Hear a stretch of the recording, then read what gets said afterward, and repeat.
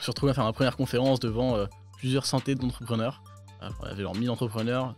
J'étais sur scène tout seul, impro, ce que j'avais pas préparé, avec des slides que j'ai fait dans le train la veille, parce que je me rendais pas compte de ce que c'était en fait, de faire une conférence devant plusieurs centaines d'entrepreneurs qui avaient payé plusieurs milliers d'euros pour être là. Les early adopters, eux, c'est des gens qui aiment bien se montrer avec des nouvelles choses, mais qui en général vont dire putain, t'as changé. En fait, il y a des dizaines de recettes différentes pour fonctionner sur LinkedIn, pour faire sur LinkedIn. Moi, celle qui a fonctionné, celle que j'ai développée qui me plaît, ça a été celle, au départ, en tout cas la première qui a bien fonctionné, c'était celle purement de Il y en a beaucoup qui le font parce que c'est la mode. opportunisme. Voilà. C'est pas grave. Oui, tout à fait. Mais donc du coup, comment est-ce que toi tu arrives à te différencier? Est-ce que c'est une opportunité ou est-ce que tu veux le faire sur du long terme? Comment tu te positionnes du coup par rapport à ce marché-là?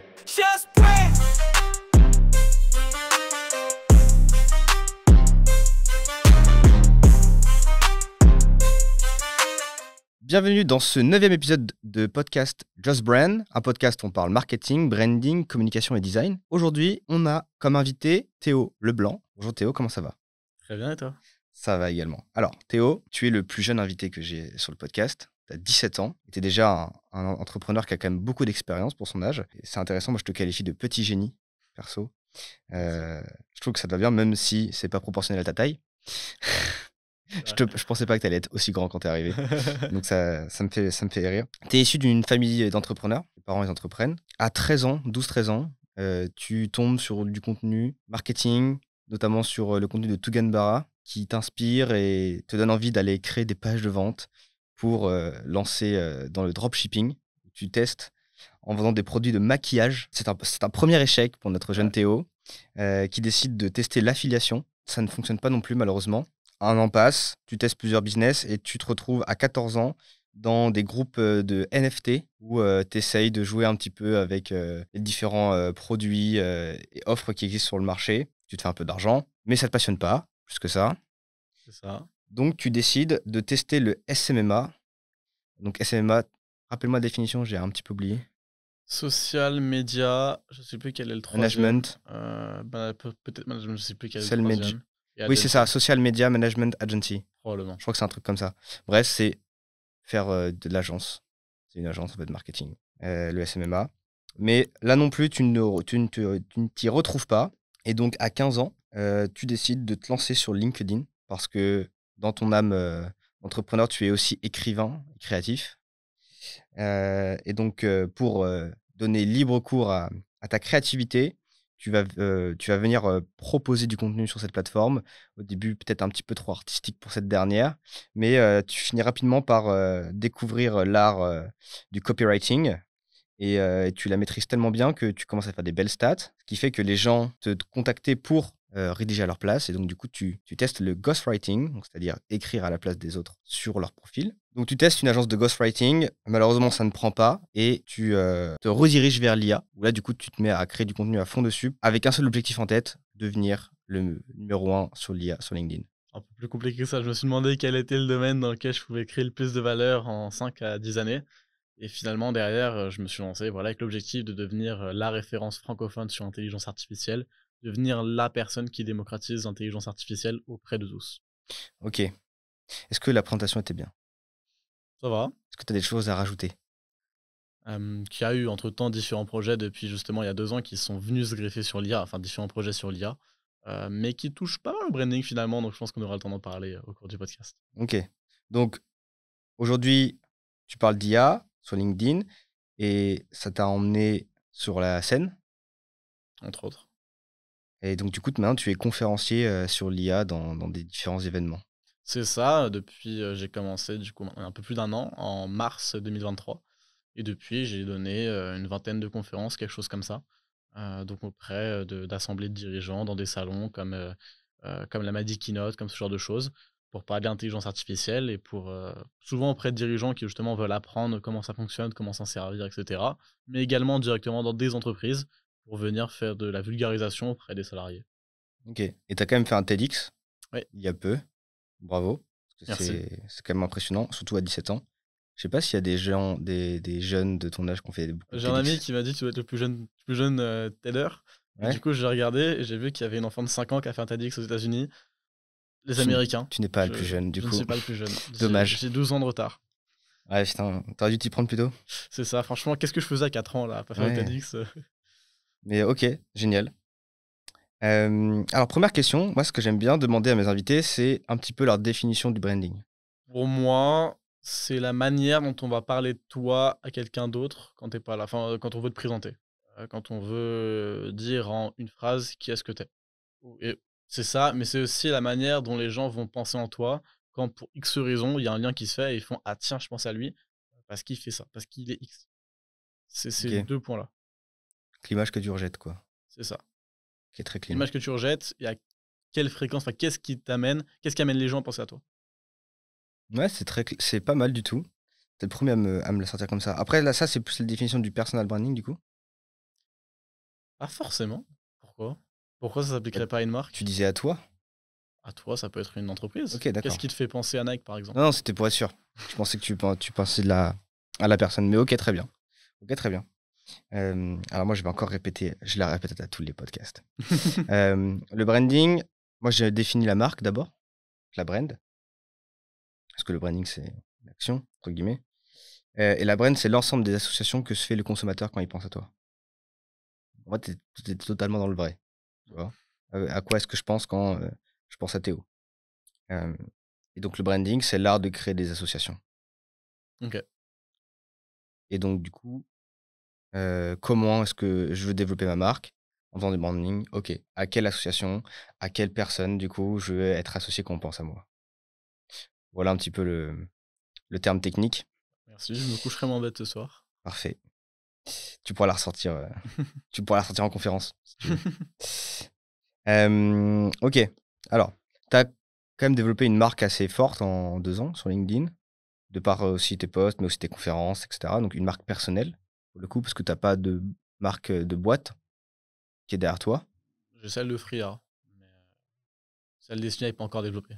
J'en ai quand même une, celle autour du coup de ma newsletter et autour de la communauté que j'ai créée il y a quelques mois que j'ai arrêté entre-temps, et qui avait pour objectif d'être la plus grande communauté francophone sur intelligence artificielle, donc qui avait une vraie identité de marque qui s'appelait Freeart, Ouais.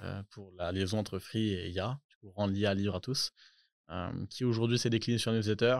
Je suis en réflexion aujourd'hui sur ce que j'ai envie de poursuivre avec cette image-là, mais donc il y a quand même cette brand-là. Ok. Qui est assez connue. Est-ce elle est détachée de toi?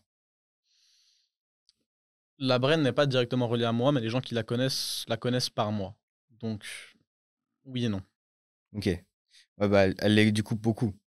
Vu que l'acquisition, c'est grâce à forcément. toi. Ouais, T'es un peu, c'est plus Théo, le fondateur de Fria, plutôt que c'est ça. Fria, la newsletter numéro 1. Mais donc, du coup, il y a un travail de brand à faire qui est bon pour l'instant. Mais en général, le plus pertinent, c'est de la rendre indépendante. En fait, ça va Ça peut dépendre de ce être que tu veux faire. indépendant tout en le reliant à son fondateur. Oui, bien sûr. Aujourd'hui, alors, enfin, Apple est très, enfin, OpenAI est très relié à Sam Altman ou Apple est très relié à Steve Jobs. Même si mais c'est pas pour autant que, enfin, enfin, ça peut être relié sans que ce soit nécessaire que ce soit relié. Je sais pas si tu vois ce que je veux Oui, dire. tout à fait. En fait, ça va dépendre de si c'est négatif ou positif pour la boîte, Oui. tout simplement. Mais ça, c'est souvent un problème plutôt quand c'est du B2B. Ouais. Le Oui, B... B2B, tu vraiment de te détacher, ouais. Alors que le B2C, ça va, c'est moins un problème. Toi, c'est plus du B2C en soi. Ouais. Donc, ça, c'est pas un problème. Du coup. Mais ok, très cool. Donc, toute la brand que tu as créée autour de ton nom, euh, qu'est-ce qu'elle, quel est le succès qu'on pourrait définir, enfin, comment on pourrait définir, pardon, le succès, excuse-moi, de cette brand? Grâce à quoi? Comment ça? Comment est-ce qu'on définit le succès? Qu'est-ce qui a amené au succès? Ouais? Ah, Qu'est-ce c'est qui pas c'est fait la même que... chose. Parce que comment définir le succès, c'est ouais. Qu'est-ce qui a amené? Je dirais, différentes choses, qui vont être dans les détails, qui vont être dans, finalement la construction globale de la narrative que j'ai pu développer en 2 ans. Forcément, il y a un gros facteur sur l'âge, où, faut savoir les hashtags sur LinkedIn, on peut s'en servir comme bibliothèque de contenu. C'est-à-dire qu'on peut chercher des posts par hashtag et donc je me suis servi de ça comme d'une manière aussi d'affirmer mon branding en ayant à la fin de mes posts le hashtag du mois, mais également le hashtag le mec de mon âge. Du coup, hashtag le mec de 16 ans, hashtag le mec de 17 ans. Enfin, j'ai commencé avec le hashtag le mec de 15 ans. C'est un détail. Du coup, tous les gens qui jusqu'à la fin du post s'en rappellent. Alors, est-ce que construire autour de son âge est forcément la meilleure solution? Non, mais c'était une manière de me différencier au départ.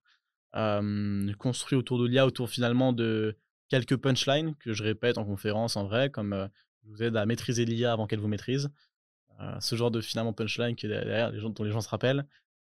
Aussi des choses plus dans le détail et qui marquent pas tout le monde, mais par exemple, à la fin de mon Théo Leblanc, du coup, sur LinkedIn, j'ai un emoji avec un ange, avec, à droite, marqué du coup l'ange de l'IA, pour ceux qui creusent, parce que certaines personnes ont commencé à m'appeler comme ça à une époque et je l'ai un peu repris, je l'ai un peu gardé, pendant enfin du coup, je l'ai repris.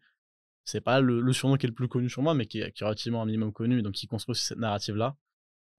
Et puis c'est finalement un point qui est hyper important, c'est que enfin régulièrement, tous les quelques mois, je suis aussi arrangé au niveau des dates. J'ai globalement une date importante qui arrive tous les quelques mois, symbolique, et sur laquelle je vais faire un post pur storytelling qui retrace ce qui s'est passé récemment, qui retrace, on revient un peu plus loin au niveau du parcours, etc.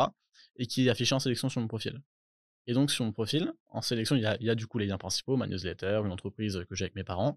Et puis à droite, derrière, si on regarde jusqu'à droite, en fait, il y a tous les posts importants de milestones ont été faits au fur et à mesure du chemin. Donc on a vraiment tous les postes. Donc le premier, je sais pas si c'était le premier, mais il y a mon anniversaire de mes 16 ans, il y a le jour où j'ai passé, enfin qui était la nouvelle année du coup du 1er janvier 2023, où je passais les 5 000 abonnés, il y a mes 10 000 abonnés, il y a, le lancement de mon gros projet qui était Free à l'époque, il y a mes 17 ans. En fait, quasiment tous les 3-4 mois, il y a un post comme ça qui retrace du coup ce qui s'est passé et ça déjà pour les gens qui le lisent, parce que c'est à peu près les mêmes personnes qui lisent ce genre de post, qui me suivent de plus près, ça construit au fur et à mesure mon histoire et la manière dont il me voit, mais également simplement quelqu'un qui est curieux, qui va sur mon profil, bah, il a tout en fait. Et ça, comme c'est moi qui écris cette histoire-là, c'est aussi moi qui la façonne, que ce soit par mes actes, mais également par la manière dont je vais la raconter.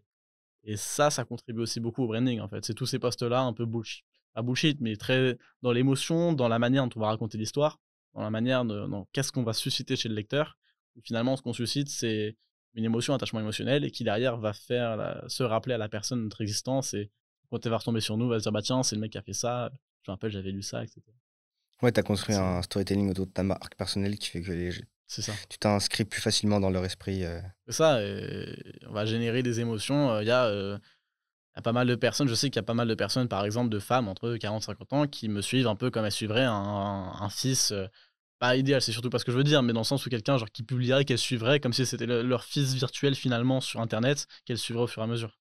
Et je sais que ça représente une partie de mon audience, probablement seulement quelques pourcents, mais c'est des personnes qui vont engager, qui vont être plus actives que la moyenne et qui servent aussi à construire, heu, finalement la réputation, la narrative autour de mon personal branding. Ok, très clair. Donc, le fait juste de raconter ta vie sur les moments clés.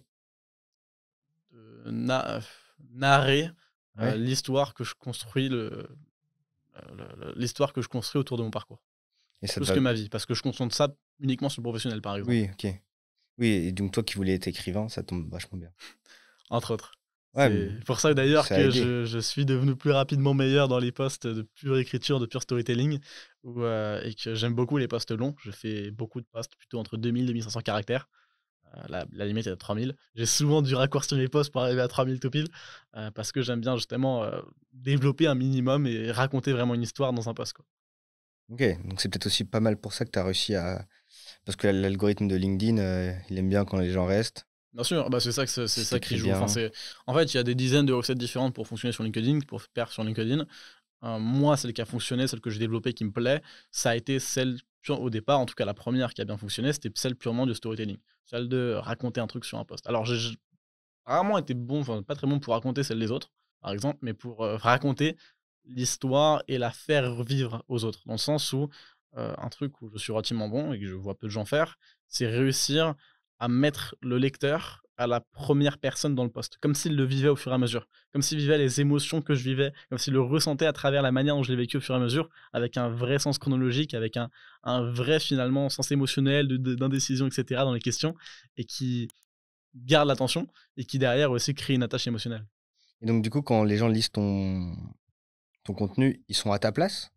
Ça dépend là, c'est du coup un type de poste dont je parle, sachant que surtout, au fur et à mesure, plus on avance, plus on est régulier aussi pendant très longtemps, je publie un post par jour, pour pas avoir le même type de post tous les jours. Donc ça, c'est l'un des types de posts que je fais et un toutes les quelques semaines. Récemment, je fais plus de sujets, enfin depuis quelques mois, plus par exemple de sujets un peu moins storytelling, mais plus presque pas des essais, mais presque, où je vais pousser la réflexion que je peux avoir sur un sujet dans l'intelligence artificielle, à propos de faits qui sont passés, de news, et où je vais développer à propos de mon avis, à propos de ce que je connais, d'autres choses auxquelles je vais les relier, qui sont plus proches de l'essai. C'est mon format assez fréquent récemment. Heu, j'ai des formats de news, et cetera, mais le premier là-dessus qui construit vraiment le branding pur, ça va plus être celui-là, ouais, de où je vais faire vivre les choses. J'ai fait par exemple sur, mon TEDx, j'ai fait un post qui a, très bien perf en termes d'engagement, un peu moins en termes de vues. J'ai une période un peu bizarre à ce moment-là, cette semaine-là sur LinkedIn en termes d'impression, mais où justement c'était vraiment la première personne, où je racontais comment est-ce que je l'ai vécu et du coup et les retours que j'ai eu, c'est: «Waouh, j'étais dedans, j'ai l'impression de le vivre avec toi». C'est ça aussi qui crée ce côté-là. OK. C'est sympa. OK, donc tu as construit une brand. En général, quand on construit une brand, il y a un élément qui arrive, forcément, à un moment, c'est il faut se différencier sur le marché. Il y Ouais. a beaucoup de gens, surtout sur internet et surtout en ce moment, qui parlent d'intelligence artificielle. Beaucoup de personnes le font parce qu'ils aiment, mais d'autres, il y en a beaucoup qui le font parce que c'est la mode. Opportunisme, simplement, Voilà. c'est pas grave, hein, c'est Oui, tout à fait. Mais donc du coup, comment est-ce que toi, tu arrives à te différencier? Est-ce que c'est une opportunité ou est-ce que tu veux le faire sur du long terme? Comment tu te positionnes, du coup, par rapport à ce marché-là? plusieurs questions.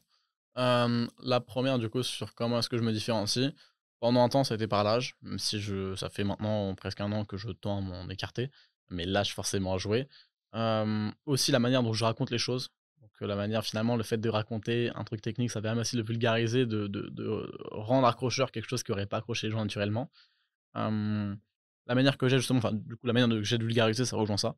C'est une manière de me différencier dans le sens où je sais que j'ai développé cette compétence-là, d'être capable de bien vulgariser, bien expliquer des concepts techniques, notamment dans ma newsletter où j'ai plus de place pour entrer en détail. Je sais que les gens suivent aussi pour ça, pour vraiment comprendre et justement, c'est le troisième point, c'est que je vais pas être je supporte pas ça d'ailleurs, être dans: «Tiens, voici les 50 outils pour faire X, voici les 200 prompts pour créer du contenu avec l'IA».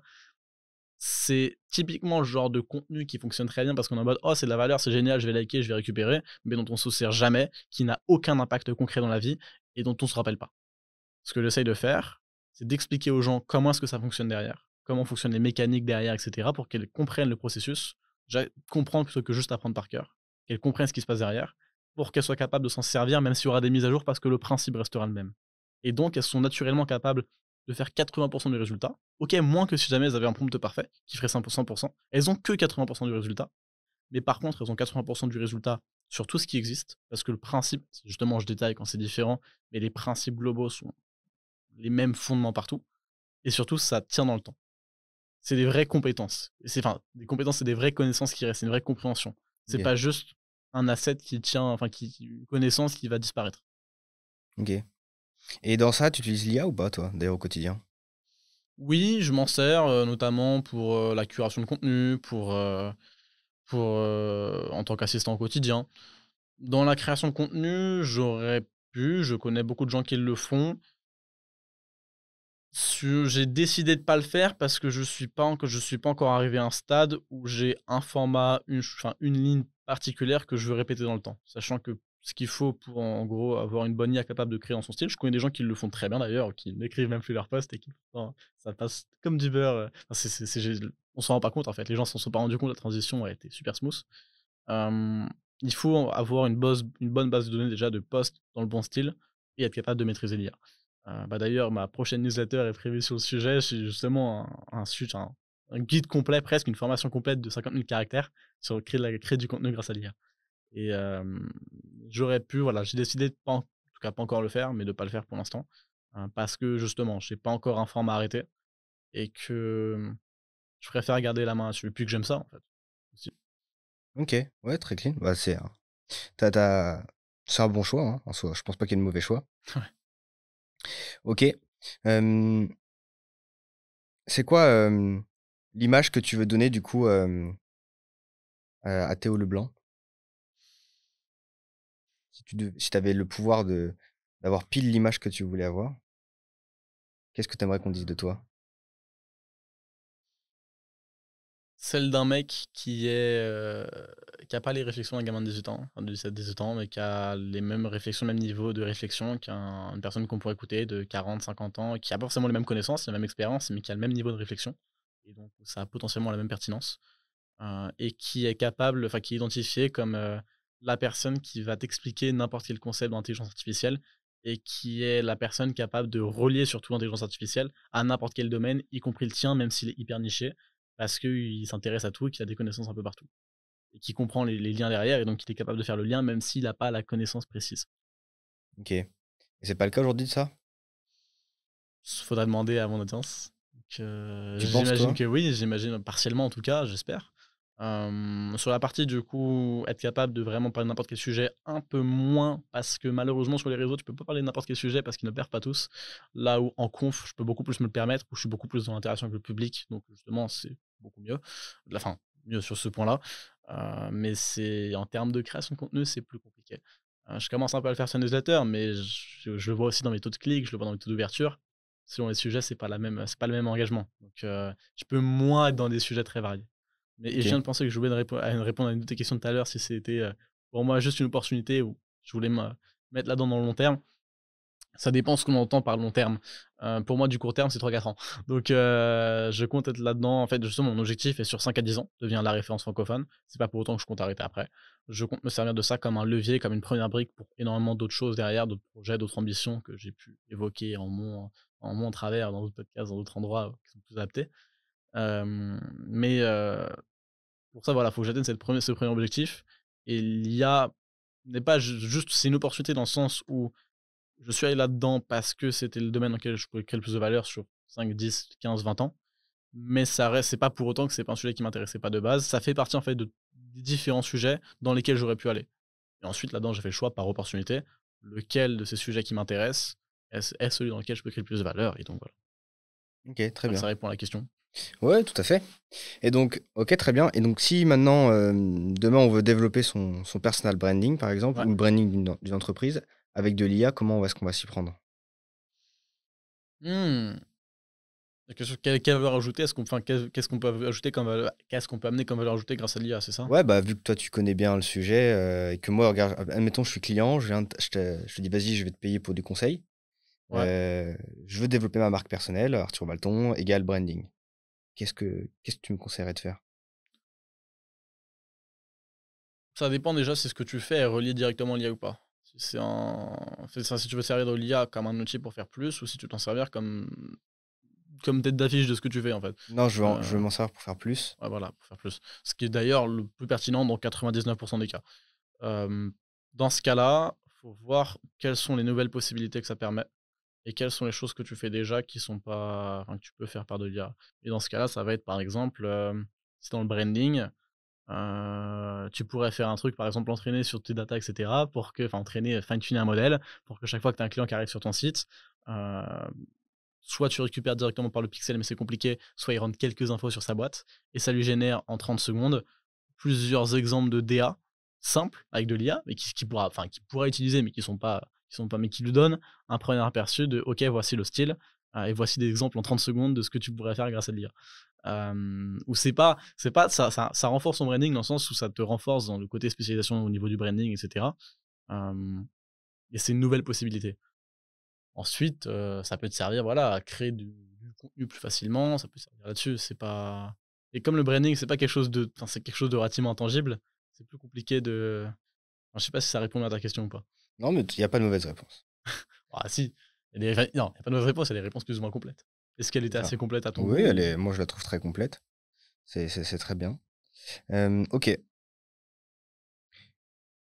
Aujourd'hui, bon, tu as une certaine audience. Tu as dû rencontrer des difficultés. Est-ce que tu aimerais nous en partager? sur le branding en particulier? C'est quoi? Avec ta marque ou même toi en tant qu'entrepreneur? Hem Déjà, il y a ce côté-là sur Free.ia où j'ai arrêté du coup cette communauté il y a quelques mois qui me coûtait beaucoup d'argent, qui devait s'accompagner de projets qui ont moins bien fonctionné, et bref, j'ai dû arrêter. Et du coup, j'ai ce dilemme-là de savoir, est-ce que je conserve cette brain qui est reliée à un projet qui finalement a échoué, mais il y a aussi un newsletter qui est construit là-dessus, etc. Est-ce que je change ou pas?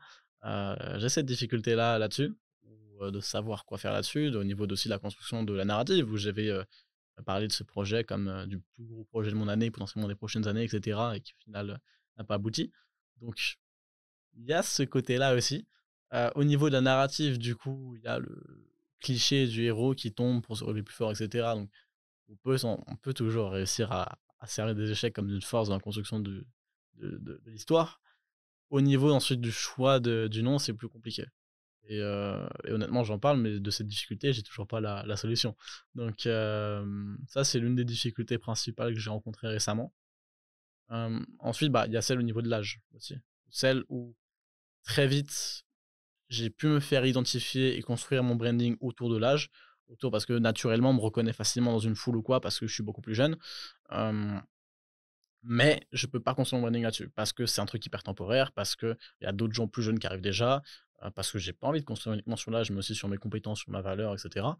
Ce qui est le plus important, ce qui me per enfin, je pourrais pas arriver dans le numéro un juste avec l'âge. Donc j'ai ce j'ai eu cette difficulté-là de devoir faire cette transition entre les gens me suivent parce que je suis jeune et que je raconte ma vie, à les gens me suivent parce que ce que je dis est pertinent sur l'IA. Et ça m'a pris un an. Ça m'a pris un an où j'ai eu une baisse de stats, où j'ai dû retravailler mes formats, changer mon image au fur et à mesure. Mais c'est un travail, c'est un travail, ça a été un travail de longue haleine. Finalement, montrer que c'était différent, en fait et c'est y aller au fur et à mesure. Je me suis rendu compte, faut pas, en tout cas, tu me diras, c'est toi l'expert, hein, mais j'ai l'impression qu'en termes de brain, faut pas faire les changements du jour au lendemain et que c'est tenter de les faire de manière très smooth au fur et à mesure. C'est sûr que c'est plus facile pour faire passer la pilule. Les gens n'aiment pas, que les gens changent, en règle générale, Ouais, parce que, ils aiment pas trop être surpris et puis voilà et après en fait, il y a différents dans le branding, en fait, tu as différents consommateurs. Tu vas avoir, hem, les innovateurs, ouais, donc les premiers sur, un produit, sur une idée. Tu vas avoir les early adopters, donc ceux qui aiment bien la nouveauté, mais qui seront jamais les premiers à se mouiller. Mais qui vont se focus toujours sur les pépites, tu vois? Les derniers artistes un peu en vogue et qui ont un peu percé, mais qui sont pas no name, et cetera. Après tu auras le grand public, tu vois? Ça fait une courbe comme ça, tu une vois? échelle. Ça monte et ça redescend et donc le gros des gens, c'est les gens comme nous qui sont pas forcément, à fond sur un domaine, mais qui vont le consommer, tu vois? Et donc ça va être les choses populaires et puis après tu vas avoir les gens, Ah, qui vont adopter le truc un peu en retard, et les gens qui vont vraiment repousser le truc en mode, «Non, j'aime pas trop» et qui vont finir par l'adopter parce que, bah, en fait, il pas le faut vivre choix. avec son époque.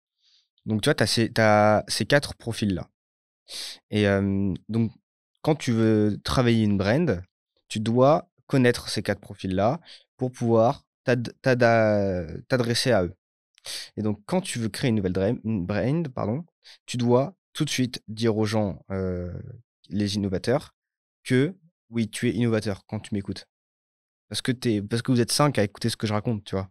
Donc forcément, vous êtes des innovateurs. Je parle d'un mec qui débute là. On parlait d'un mec qui pivote. Même d'une nouvelle brand, en fait, quand tu crées une nouvelle brand, tu vois? Mais tous les gens qui suivent depuis le départ, tu peux pas leur dire: «Vous êtes des innovateurs». En fait, tu leur dis pas mot pour mot, tu vois? Mais Oui, tu leur fais comprendre que: «Tu as vu, je pivote et si toi tu me suis, ça veut dire que tu innoves», tu vois? Et tout de suite, ça tu es content d'être dans les innovateurs, tu vois? Et tu es même OK. c'est souvent flatté d'être dedans et d'être aussi early adopter parce que, heu, tu fais partie des rares personnes qui savent que je vais être grandir et tu pourras toujours dire à tout le monde que tu étais là au début. Mmh. Tu vois? Et on aime tous Il est dire, OG, il est machin, moi je l'écoutais, tu vois, regarde, Kik qui s'appelle Kik maintenant, ouais. je l'écoutais sur YouTube moi. Sur, Facebook pardon, Ah quand je révisais mon ouais. bac. Donc c'est-à-dire en 2017 et j'ai révisé mon bac en écoutant ce mec-là. Du coup, je peux m'en vanter sur le podcast. Tu vois, par exemple? Hem ouais, donc Seb Lafrite il a pas fait la vidéo, sur ce mec-là. Il a fait une vidéo dessus? Ouais, J'étais même pas au c'est comme ça courant. qu'il a pété. Ah ouais? Ouais, comme J'ai découvert à Riles. l'époque moi j'ai découvert avec les sketchs, sur ses sketchs, pas sur sa musique. Bah et donc voilà. Et donc, du coup, bah, c'est toujours cool d'être positionné comme ça. Donc, il faut leur dire de façon un petit peu contournée. Tu vois? Et en gros, donc les innovateurs, eux, ils vont pas t'en parler. Ils vont pas parler de toi. Ils vont pas parler de ta marque. Ils vont le garder pour eux et ils vont consommer avec plaisir et ils vont donner de la force. Mais ils seront pas là pour te faire de la pub. Les early adopters, eux, c'est des gens qui aiment bien se montrer avec des nouvelles choses. Mais qui, en général, bah, vont dire putain, t'as changé quand tu vas devenir populaire. C'est pas pour autant qu'ils vont arrêter de te consommer, hein. Oui, je comprends. Ils aiment avoir ce prime de la nouveauté. Exactement. Et donc, du coup, bah, quand tu pivotes de brand ou quand tu crées une nouvelle brand, c'est la même chose. Tu dois parler aux gens, aux peu de gens qui vont te suivre. Parce que forcément, il y en aura un petit pourcentage qui vont te suivre et le grand pourcentage va dire c'était mieux avant. Ils vont faire la transition petit à petit, tranquillement. Il faut juste leur laisser le temps. Et puis après, voilà. Et du moment, une fois que tu as le gros des gens, bah, en fait, c'est bon, tu as gagné. Et donc, du coup, en fait, ta brand, tu vas leur, même si c'est une nouvelle brand, tu vas pas parler pareil au début que à la fin. Ouais. Tu vois, quand ta nouvelle brand va être populaire. Donc, bien garder ça à l'esprit. Et c'est très pertinent parce que du coup, tu te dis, OK, maintenant, si tu veux changer de brand et que tu veux te positionner, aujourd'hui, tu as un positionnement au début, tu avais un positionnement de jeunes qui parlaient d'IA, qui avait peut-être du coup, bah, qui avait la fougue de la jeunesse, entre guillemets, pour les trentenaires ou les quarantenaires de LinkedIn, voire cinquantenaires. Et qui du coup était positif, mais tu pouvais aussi avoir l'image de bah, il est un peu fougueux ou il surfe une trend, tu vois, ce qui est normal parce que bah, c'est forcément quand tu arrives C'est le sur cas un. de pas mal de monde, hein. Voilà. Mais ce qui était ton cas aussi, hein, pour le coup. Sauf que toi, tu l'as gardé sur le long terme. Ouais, oui, ouais, je comprends. Et donc voilà. Et là, tu te positionnes comme un expert et tu te dis, regardez, je fais pas que surfer la trend. Et donc forcément, eh ben, il y a des gens qui vont te lâcher, il y en a d'autres qui vont arriver, etc. Et donc ton public va évoluer. Et du coup, au début, pareil, voilà, tu leur parles de façon très intime. Tu vois.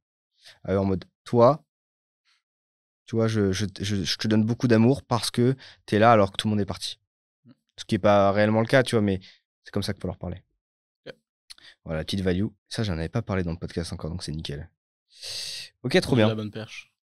Est-ce que tu as des moments qui ont été genre what the fuck, genre tu t'y attendais pas Quel contexte?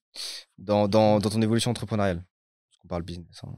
Ouais, Genre, est-ce que tu as explosé sur LinkedIn, non, tu pas jamais. compris? Genre, c'est De façon vraiment très progressive. très Jamais de progressif. buzz. Mon plus gros post a 300 000 vues, ce qui est beaucoup, mais Ouais. j'ai, genre 15 posts à plus de 100 000 vues. Donc c'est pas, est-ce que j'ai des moments un moment what the fuck comme ça? Genre, quand tu t'es dit, tiens, je vais faire des conférences. C'est vrai que ça Qui se, c'est un bon moment what the qui se dit c'est vrai que c'est ça? un bon moment what the fuck. Non, c'est pas, j'ai rencontré un gars à la base qui devait potentiellement, me faire intervenir sur, le salon des retraités.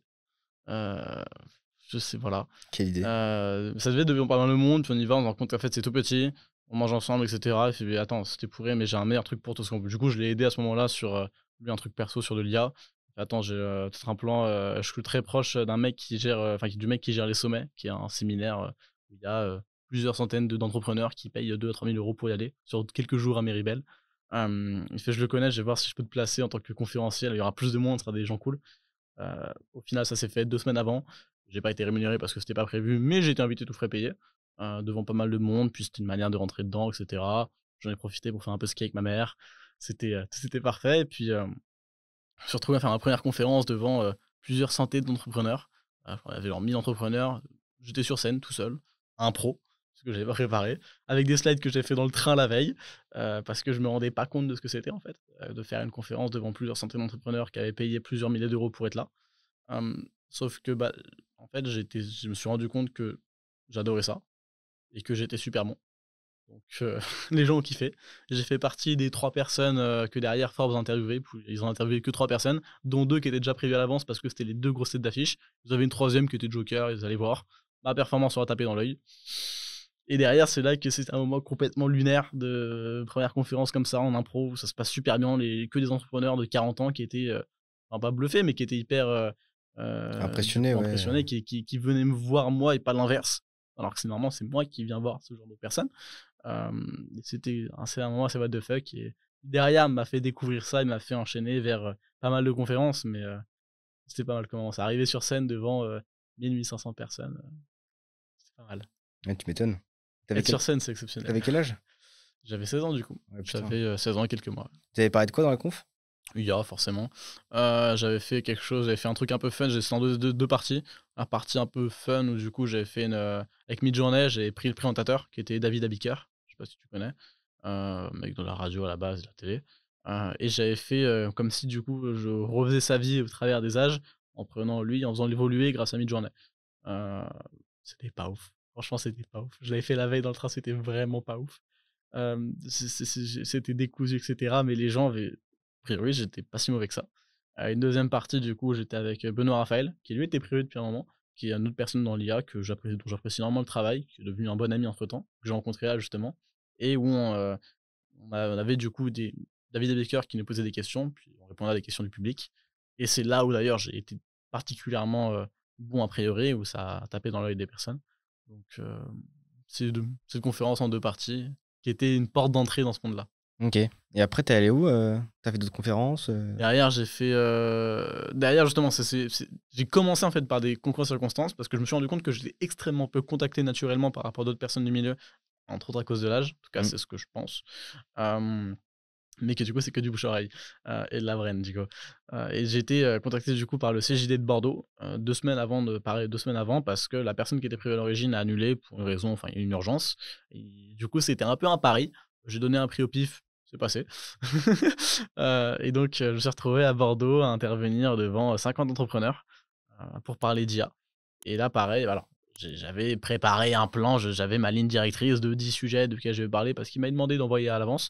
Ils étaient pas sereins, d'envoyer mon plan. J'ai fait: «Bon, bah, voilà, je fais un truc, j'ai envoyé». J'ai fait quelques images sur Midjourney, j'y suis allé, sauf que là, ils ont vraiment ultra surkiffé et que j'ai été vraiment très bon, parce que là, j'étais beaucoup plus dans l'interaction avec le public. Il y avait 50 personnes, donc Ouais. j'étais beaucoup plus en direct. Et ils ont surkiffé, ils en ont parlé à tous les autres CJD de la région. Derrière, j'ai fait du coup le CJD des Landes, le CJD Agen.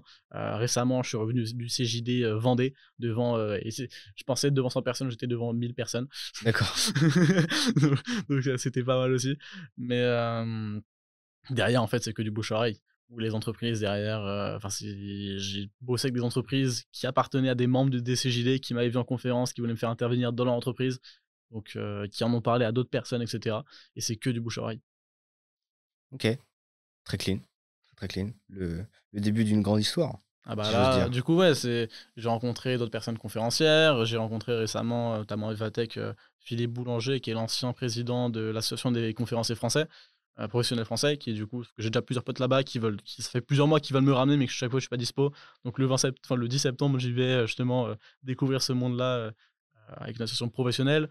Je commence à me faire entourer là-dessus. J'ai signé avec un agent il y a quelques mois, au final, j'ai dû arrêter pour différentes raisons, mais je commence à professionnaliser l'activité, avoir de plus en plus de demandes du coup, grâce au bouche à oreille, grâce aussi, la notoriété que j'ai pu avoir, sur BFM Business, et cetera. Donc ça commence à prendre. Oui, c'est vrai que je t'avais vu passer à la télé. Ouais, Donc ouais, c'est cette carré. phrase n'a aucun sens. Moi, je m'en remets pas, mais oui. Ouais, c'est marrant. Bah, j'ai pas vu l'émission en live, mais j'ai vu les retours. Donc ça, c'est trop cool. OK, trop bien. Hem, Si aujourd'hui, là, tu dois restart, Ouais, donc tu plus de brand, ouais, toujours les compli compétences. compliqué de faire des conférences. Tu as toujours les compétences, ouais. Ouais, Tu plus d'abonnés sur LinkedIn, tu même pas de compte LinkedIn. OK. Qu'est-ce que je fais? Qu'est-ce que tu fais? Est-ce que tu vas dans l'IA ou au contraire, juste tu montes un autre business avec toutes tes compétences dans l'IA? Non, je vais dans l'IA parce que ma vision est sur plusieurs dizaines d'années, donc même aujourd'hui, ça resterait l'endroit dans lequel je pourrais créer le plus de valeur sur les 10 prochaines années. Par contre, je pense que je commence pas par LinkedIn. C'est l'erreur que j'ai fait depuis trop longtemps de procrastiner mon lancement en vidéo, auprès du plus grand monde. Je suis pas con, OK, je me pose, je réfléchis à OK, où est-ce que je peux, bah, je concentre pendant un an sur capitaliser la plus grosse audience possible sur l'IA, donc créateur de contenu pur là, en tant qu'entrepreneur. Allant sur TikTok, Insta, YouTube Shorts, je charbonne, je sors 3-4 vidéos par jour. J'ai trouvé le bon format et je multiplie, pour monter à, 1 000 000 d'abonnés, 1,5, et être le mec qui parle d'IA sur les réseaux. Du coup, en parallèle aussi, faire du LinkedIn, faire du, Twitter, et cetera. Enfin, reprendre les sujets, finalement, les scripts des vidéos, les rebalancer, voir les transcripts, voir j'en sais rien. Capitaliser tout ça vers une newsletter. Du coup, devenir la newsletter, enfin la première newsletter française sur l'IA, et me servir de ce poids-là pour du coup aller chercher. Est-ce que j'ai toujours les contacts ou pas? Non, tu pas de J'ai pas de contact. contact. me servir de ça pour ensuite travailler, enfin aller signer avec des agences de RP, et cetera, pour qu'ils me créent des contacts et pour qu'ils me permettent de rentrer aussi en télé, et du coup devenir omniprésent sur l'IA. En fait, ce que je ferais si je repartais de 0, c'est ce que j'ai déjà commencé à faire et ce que je ferais là. Parce que je juste le referais mieux mais en repartant de 0, quoi. On t'attend sur le contenu short, du coup.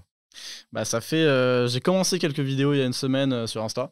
Pour quelques raisons perso, il n'y en a pas eu cette semaine justement, pris un peu le temps, mais comme j'ai la chance d'être entouré avec de très bons amis qui sont très, très bons sur les réseaux, plusieurs millions d'abonnés, justement j'ai eu ces conseils-là et cetera, donc là TikTok justement ça va charbonner, ça va, tester plein de formats différents jusqu'à trouver un, 2 formats qui me conviennent bien, qui fonctionnent bien et derrière, TikTok, Insta, YouTube Shorts, Facebook, parce qu'il y a des gens sur Facebook et Ah, ça a c'est bombardé. si sombre pour moi, Facebook. C'est sûr? C'est si sombre pour moi, Facebook. Ah, mais c'est son pour beaucoup de gens, mais en fait, il y a des amis créateurs chez moi qui se sont rendus compte. Enfin, il y a des gens qui en ont parlé, ils ont fait, bah, tu sais, tu peux juste reposter en même temps que sur Instagram. Ils ont vu, tiens, je fais les mêmes stats, voire plus de stats sur Facebook que sur Instagram, alors qu'ils font des centaines de milliers de vues, hein, sur Instagram. En fait, Ouais, il y a quand même beaucoup de gens sur Facebook, on s'en rend mais juste pas c'est compte. abusé. Mais ouais, Et, mais c'est vrai que moi aussi je poste, hein, mais sans regarder les stats. et en fait, j'en connais par exemple qui ont genre commencé Facebook il y a 2 mois, qu'ils ont 2 millions d'abonnés sur Insta, mais qui ont 200, 300 000 abonnés sur Facebook. Alors qu'ils ont commencé il y a 1 mois ou 2, quoi. Et en fait, il y a du monde sur Facebook. Ouais, bah oui, mes parents se sont dessus à fond, tu vois. Ouais. Donc, il y a beaucoup de parents sur Facebook. Ouais. Ok, très cool. C'est quoi que t'aimes le plus dans ta vie d'entrepreneur? Mmh. Tu reprécises encore ou juste dans les entrepreneurs? Parce que ça reste large quand même. Heu, C'est une question ouverte. ouais, je dirais les confs et rencontrer des gens de ouf. Et souvent c'est lié. Souvent l'un lié à l'autre. Donc les 2, j'adore les conférences. Je surkiffe ça, j'adore la scène en fait.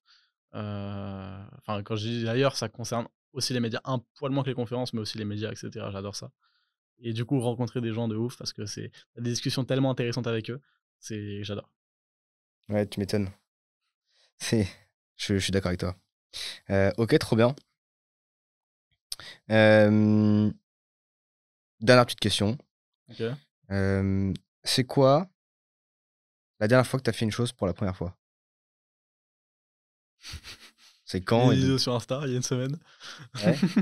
C'est Sinon il y a plus des vidéos sur Insta, il y a quoi? Il y a, Vous avez déjà fait des vidéos sur Insta avant, non? C'est vraiment la première fois que non, tu testes? j'ai juste republié des extraits de podcasts qui étaient publiés sur d'autres comptes, en fait, où Ouais, j'étais dedans. ok. Il y a pas si longtemps alors il y a un truc qui va bientôt être ma première fois, c'est que je vais commencer à faire de la pub sur mes newsletters. En mode enfin faire de la publicité, en mode, Facebook Ads pour ramener vers mes newsletters. Ok, Donc ça va être une première. J'ai eu quoi comme première récemment? J'étais ambassadeur Vivatech, ok, donc stylé. c'était une belle première aussi. J'ai fait une première newsletter, enfin première vidéo YouTube il y a quelques mois en décembre. Je me suis rendu compte. Enfin, en vrai, non, c'est faux d'ailleurs. J'ai fait des vidéos quand j'étais plus jeune. Donc non, ça c'est pas la première fois. Signé avec un agent pour la première fois il y a quelques mois. Professionnalisé, c'est quelque chose aussi. Mm. C'est particulier. Donc, ouais, c'est ça mes premières fois récentes. Ok. Et j'aimerais bien parler un peu de ta newsletter. C'est quoi le Ouais. but derrière ça? À part créer une communauté juste, j'ai envie de créer une communauté Non. pour le kiff. Créer un levier, un vrai énorme levier pour d'ailleurs pouvoir lancer des projets. J'ai pas dit d'ailleurs pourquoi est-ce que je compte devenir la référence francophone sur l'intelligence artificielle. C'est me servir de ça comme d'un levier pour recruter les meilleurs et pour lancer des projets et tester le marché beaucoup plus rapidement. Genre Donc devenir un prochain OpenAI. non, plutôt un Scale AI ou Je- enfin une boîte, qui a des outils, enfin, qui lance plein d'outils différents dans des domaines, dans plein de petits domaines, mais qui du coup, enfin tous ces outils-là, je sais pas, en gros le but c'est de lancer, 100 SaaS, enfin ou 100 petites boîtes, enfin 100 boîtes dans les 10 prochaines années et que tu en aies peut-être 10, enfin tu en aies, 80 qui finalement finissent par mourir ou finissent par faire juste un peu de chiffre et on arrête. Tu en aies, 10 qui fassent, quelques centaines de milliers par an et que tu en aies 10 qui dépassent le million, voire plusieurs millions et que, en termes de valorisation globale, j'arrive avec plusieurs dizaines de millions, quoi. Ok. Et pourquoi est-ce que tu fais pas ça maintenant? Tu lances pas déjà un projet pour le tester? Parce que j'ai pas les devs ni le budget. Non, j'ai déjà, j'ai quelques projets en cours sur le sujet, d'autres qui ont déjà été avortés dans l'œuf, mais c'est en préparation. Heu, c'est une question de temps, c'est une question de masse critique aussi. La question, est-ce que j'ai aujourd'hui la masse critique qui me permettrait de vraiment faire ce lancement et de tester suffisamment le marché? Parce que j'ai assez de monde sur les newsletters aujourd'hui et sur mon audience en général. Donc mais oui, il faudrait que je commence, Donc, s'il y a des devs qui sont motivés d'ailleurs pour faire des projets, n'hésitez pas à m'envoyer un message. Mais non, on en profite. Hein. Bouteille à la mer, Donc, t'as raison, vas-y. Hein. pas toujours. Hein, mais de manière, quand t'as un truc en tête, un projet, une idée ou quoi, le mieux c'est d'en parler partout. Puis t'as des liens qui vont se faire par sérendipité et tu vas retrouver. C'est comme ça que tu crées les meilleures opportunités. Mais donc c'est ça qui m'en empêche aujourd'hui. Ok, trop bien. Bah, hâte de voir quand t'auras pas, quand t'auras pu ces limites-là alors. Ouais, et puis de manière, c'est au fur et à mesure. Il y aura beaucoup plus d'outils, enfin de projets qui seront lancés une fois que j'aurai 200 000 personnes, enfin j'aurai 300 000 personnes sur ma communauté et que j'aurai une équipe de 50 personnes plutôt que quand j'en aurai 3. C'est sûr, Forcément. il y a des chances. C'est pas parce qu'on j'en faire 100 en 10 ans que je vais en faire 10 par an. Oui, je suis d'accord. Non, mais c'est un beau projet. Franchement, Si. c'est cool de se projeter aussi loin. Est-ce que tu as des personnes à reco qui pourraient passer dans le podcast ou que tu aimerais voir passer, ou que tu connais ou que tu connais pas? Sur le sujet du branding Ouais, ou qui font autre chose mais qui ont un fort branding. les deux. J'invite les deux, regarde. Tu vois la preuve, tu fais pas de Oui, branding. c'est ou vrai, tout c'est ça. vrai. Soit tu peux reco parce que tu le connais, soit que tu aimerais voir que tu connais pas. Ah, que j'aimerais voir et que je connais pas. Ouais, les deux. Enfin, Que j'aimerais voir un que je des connais deux pas. ou Je serais curieux de voir un Yomi là-dessus. un Yomi Denzel. Yomi Denzel, en termes de brand, un Tougan Barra serait très très bon en termes de brand. Bah lui, il a dit oui. Faut juste Il a qu'il y ait dit une oui. date. Oh, t'as des contacts avec lui, c'est chaud. Ouais, bah moi J'ai quelques potes en commun, mais. j'étais dans sa. Bah en fait, je l'ai DM sur Twitter. Ok, j'accepte. donc, Propre parce qu'il en fait peu. Et donc, le podcast, il m'a dit go, faut juste qu'on cale, faut que j'attende qu'il passe en France, quoi. oui, c'est ça. Mais Tougan, il est exceptionnel. Donc, hâte de voir le podcast avec lui. Et dans les mecs, en vrai, cool qu'il faudrait. Les TikTokers et les créateurs de contenu sont beaucoup trop sous-cotés là-dessus. Un Baggy Dessine serait exceptionnel. Justement, c'est le mec que je t'ai montré tout à l'heure d'ailleurs, qui s'est mis sur YouTube aussi il n'y a pas si longtemps. Mais lui, en gros, ce qui fait la diff, c'est qu'il a pas que ça. C'est pas juste qu'il est bon. Il est tellement bon qu'il a foutu toute sa famille, qu'il a fait toute leur strat, qu'il a fait tout pour eux, et que toute sa famille cartonne. C'est ça qui est monstrueux. Il est trop fort. Ouais, je suis très chaud. T'as son contact à lui? Ouais, j'enverrai si tu veux. Ouais, je suis grave chaud. Donc, Baggy est très très fort. Ok, trop bien. Trop bien. Bah merci. Je te laisse le mot de la fin. Merci à toi pour l'invitation, et puis apprenez à maîtriser l'IA avant qu'elle vous maîtrise. J'adore cette petite shine. C'était Arthur et Théo pour l'épisode de podcast Just Brand. Travaillez bien.